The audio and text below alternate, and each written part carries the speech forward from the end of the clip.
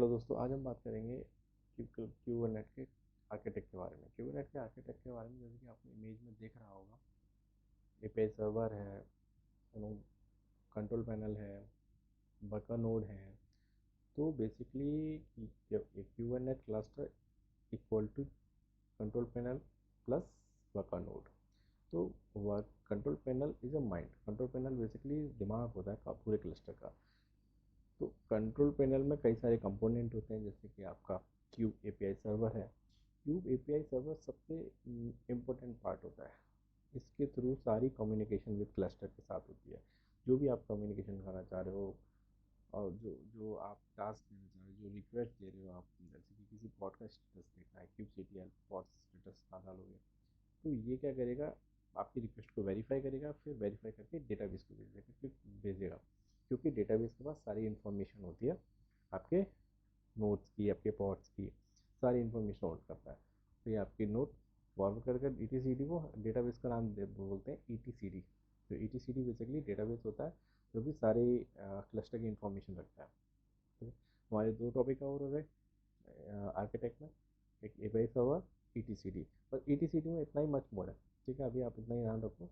बाकी का जब आप डीप ड्राइव करोगे तो आपको समझ आएगा। बट इंटरव्यू के पर्पज से या फिर अंडरस्टैंडिंग के पर्पज से ETCD is just like a database जो कि क्लस्टर की सारी इन्फॉर्मेशन रखता है। तीसरा आता है आपका क्यूब शेड्यूलर। भाई ये क्या करता है, आपने ब्रोकर देखा है? जब आप कहीं किसी शहर में जाते हो तो आप जैसी बात है, रूम देखते हो, फ्लैट देखते हो, घर देखते हो अपनी रिक्वायरमेंट के अकॉर्डिंग। तो आप अपनी रिक्वायरमेंट ब्रोकर को बताते हो कि भाई मेरे को 3 BHK चाहिए या 2 BHK चाहिए या 1 रूम सेट चाहिए या फिर ओनली 1 रूम चाहिए। तो आपकी रिक्वायरमेंट को ब्रोकर क्या करता है, रखता है अपने माइंड में, और फिर कॉलोनी में जाता है कि भाई इसकी रिक्वायरमेंट के अकॉर्डिंग मेरे को कहाँ कौन सी बिल्डिंग में क्या फ्लैट मिलेगा, मैं चेक कर लूँ और फिर इसको बता दूँ। बस क्यूब शेड्यूलर का काम ही होता है। इसको एक मैच मेकर भी बोलते हैं, ब्रोकर भी बोलते हैं। तो टेक्निकल लैंग्वेज में हम समझें तो ये जितनी भी आपकी कॉन्फ़िगरेशन, ये कॉन्फ़िगरेशन आती है, जैसे कि कितना सीपीयू चाहिए, कितनी मेमोरी चाहिए, कौन, तो ये सब ये चेक करता है आपके वर्कर नोड में कि कहाँ पे स्पेस अवेलेबल है।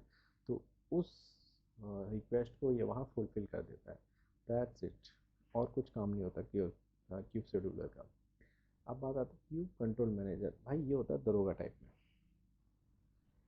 ये क्या करता है भाई, पूरा मॉनिटर करता है कि कौन सी चीज़ कहाँ चल रही है, क्या हो रहा है, पूरे में कितना सीपीयू यूटिलाइजेशन चल रहा है, कितना हाई चल रहा है। फॉर एग्जांपल, आपके कोई प्रोसेस के लिए 3 पॉड्स रिक्वायर है, एक पॉड्स डाउन हो गया। अब एक पॉड्स डाउन हो गया तो ये इमीडिएट मैसेज भेजेगा एपीआई सर्वर को, भाई एक पॉड्स आपका डाउन हो गया, नया पॉड्स बनाओ। ठीक है, या फिर कोई और इशू आ रहा है तो इमीडिएटली रिस्पॉन्स करेगा एपीआई सर्वर को कि ये इशू आ रहा है, या तो ऑटोमेटिक पॉड्स बना दो या फिर मैनुअल बनाओ। तो जो ऑटोमेटिक भी बनते हैं और मैनुअल भी बनते हैं। अगर मैनुअल बन रहे हैं तो मैनुअल के लिए आपको मैनुअल काम करना पड़ेगा। अगर आपका आपने कॉन्फ़िगरेशन कर रखी है, स्केलिंग कर रखी है, तो वो ऑटोमेटिक बन जाएंगे। तो बेसिकली ये काम होता है कंट्रोल मैनेजर का। तो ये तो आपके कंट्रोल पैनल के 4 कंपोनेंट रहे कि कि कौन सा कंपोनेंट किस पर्पज से आता है। अब बात आता है, आप बात करते हैं वर्कर नोड की।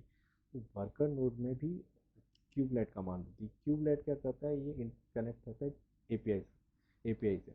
तो ये जो भी कमांड आ रही होती है ये उसको एग्जीक्यूट करता है और मॉनिटर करता है कि भाई ये काम चल रहा है नहीं चल रहा। उसके बाद होता है क्यूब प्रॉक्सी। क्यूब प्रॉक्सी का मेन काम होता है जो ट्रैफिक आ रहा है जा रहा है, सही नोड सही पॉट्स पे जा रहा है या नहीं जा रहा।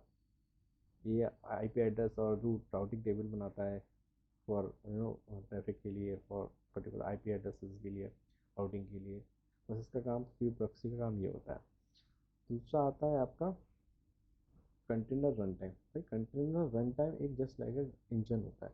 अगर हमें किसी भी पॉड में कोई कंटेनर रन करना है तो वो pod without container run time के अलावा चलेगा नहीं। तो ये था बेसिकली आर्किटेक्ट ऑफ क्यूबरनेट।